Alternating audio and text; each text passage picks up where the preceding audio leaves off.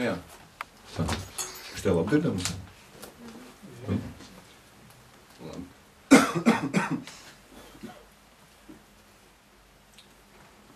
Es tev ienīstu. Es esmu noskanēju Rikašitā pret spocīgo pagraba kafejnīcas logu, patvērumu no vakara ventulības izlāpušajiem pēc otrā. Turēju un turējos pie kafijas tasītes. Nakts smējās tajā. Rūkt iesmējos, rūkts iekals norīdams.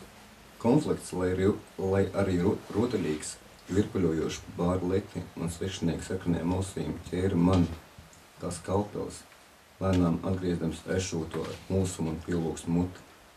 Skatījos tajā tur, kas skatījās manī un smaidīja, vēroju viņas reiboni un jautarības maskarādi un bija vēlme pieglaust to, kurā es skatījos, kur skatījās manī, pie krūtīm.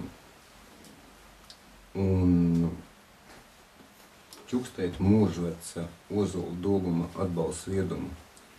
Atvēra acis gan sev, gan tai, kurā skatījos, kura skatījās.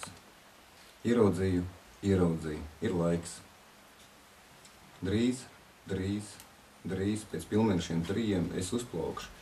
Un atkal kraukļi klusi sarunāsies manos zaros, un uz katras mans lapiņas būs aiziešanas, atnākšanas migla, kurā būs redzams viņas siluets tumsā.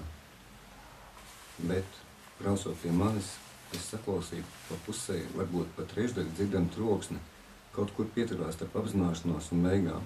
Troksni brīdinoši, aizdomīgi, kā lēna, skumja mūzika.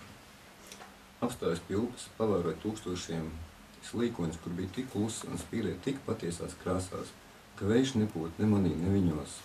Braucot pie manis meiteni uzkūptīja mūsu kopīgo vārdu salikumu, iegravēja skūpstus brīvības piemeklī, un mūsu brīvība kļuva par pagātni. Noziedošu kļauju manā tukšajā istabā piepildītu toni gāzi, manu guļošo ķermeni. Brīvu no atbildības, brīvu no mīlestības. Braucot pie manis, mēs pazaudējām viens otru, džingstoņa ausīs. Tie laikam ir kaili eņģeļi, kas pīpina spēļu taurīts. Mosties. Pastos pa labi, pelduma blakus slīkons, krāsa kā dīga plūst no viņa ādas porām. Pastos augšu, mēnesis uzvilc meitenes smaidu. Mosties. Tas čukst, pilets kājās klepoja.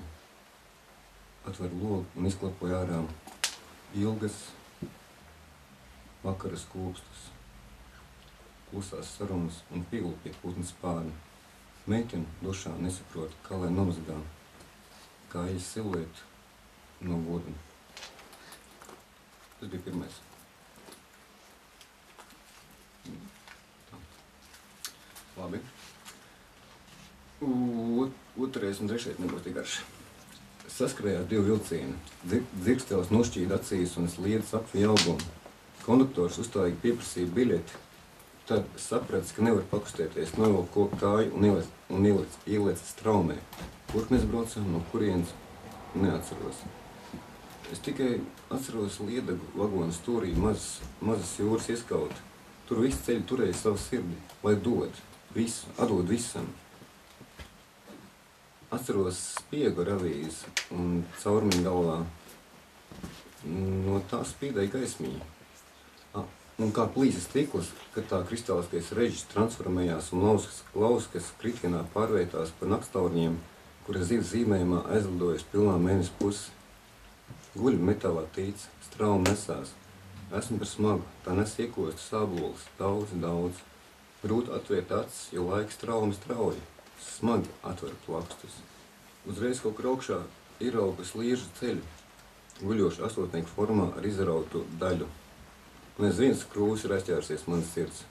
Un kaut kā trijot nolāpīts paņēma to, un es nolāpīts raudu aiz laimes nolāpīts. Tas bija otrais. Un tad trešais.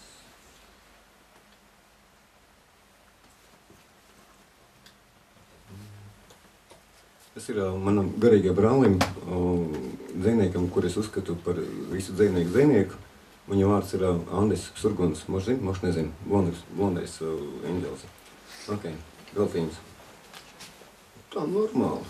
Zem sevis nobubināja tēls debezilā uniformā, debezilām acīm ar eņģeļa seju. Vējš ķēra savu asti, koki sulojās, es savu.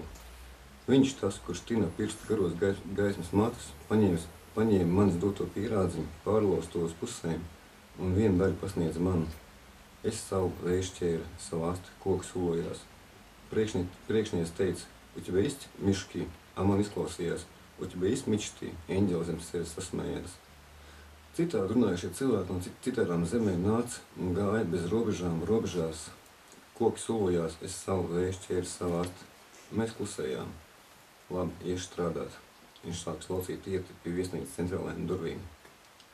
Man patīk šī ideja strādāt par sētnieku, lai kaut cik pasauli padarītu tīrāku un bezjēdzīgu. Jo tā maz ir ideja, domāju, kasīdams savu skūto pakausu.